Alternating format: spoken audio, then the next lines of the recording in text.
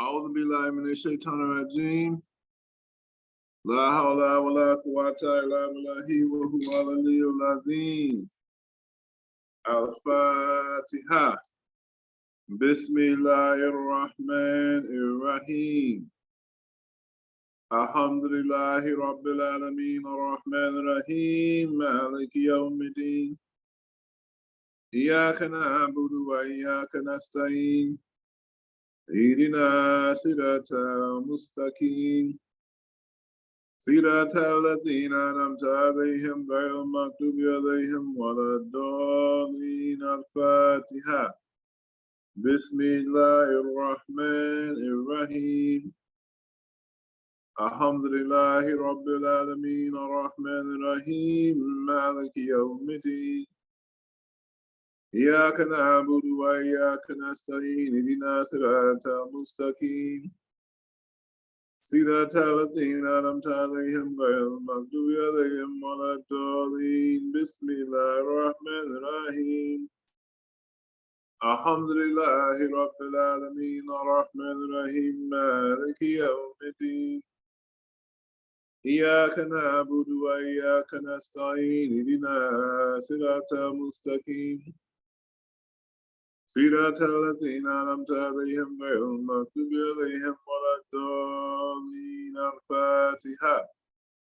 بسم الله الرحمن الرحيم. الحمد لله رب العالمين الرحمن الرحيم مالك يوم الدين. إياك نعبد وإياك نستعين اهدنا صراط مستقيم. صراط الذين أنعمت عليهم غير المغضوب عليهم ولا الضالين. آمين. Wastaghfirullah. Inna Allaha ghafur rahim. We seek the forgiveness of Allah. Inna Allaha, surely Allah is Ghafur, the all-forgiving, and Rahim, the compassionate. Astaghfirullah. Astaghfirullah. Astaghfirullah. Astaghfirullah. Astaghfirullah. Astaghfirullah. Astaghfirullah. Astaghfirullah. Astaghfirullah. Astaghfirullah. Astaghfirullah. Astaghfirullah. Astaghfirullah. Astaghfirullah. Astaghfirullah. Astaghfirullah. Astaghfirullah, astaghfirullah, astaghfirullah, astaghfirullah, astaghfirullah, astaghfirullah, astaghfirullah, astaghfirullah, astaghfirullah, astaghfirullah, astaghfirullah, astaghfirullah, astaghfirullah, astaghfirullah, astaghfirullah, astaghfirullah. Astaghfirullah, astaghfirullah, astaghfirullah, astaghfirullah, astaghfirullah, astaghfirullah, astaghfirullah, astaghfirullah, astaghfirullah,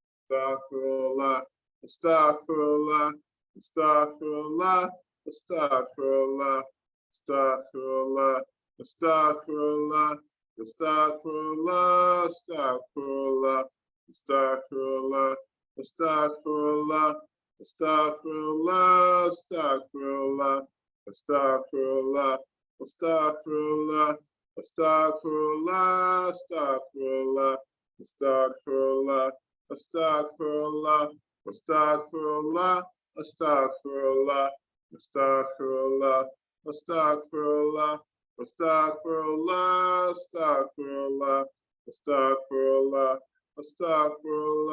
astaghfirullah, astaghfirullah, astaghfirullah, astaghfirullah, astaghfirullah. Astaghfirullah, astaghfirullah, astaghfirullah, astaghfirullah, astaghfirullah, astaghfirullah, astaghfirullah, astaghfirullah, astaghfirullah, astaghfirullah, astaghfirullah, astaghfirullah, astaghfirullah, astaghfirullah,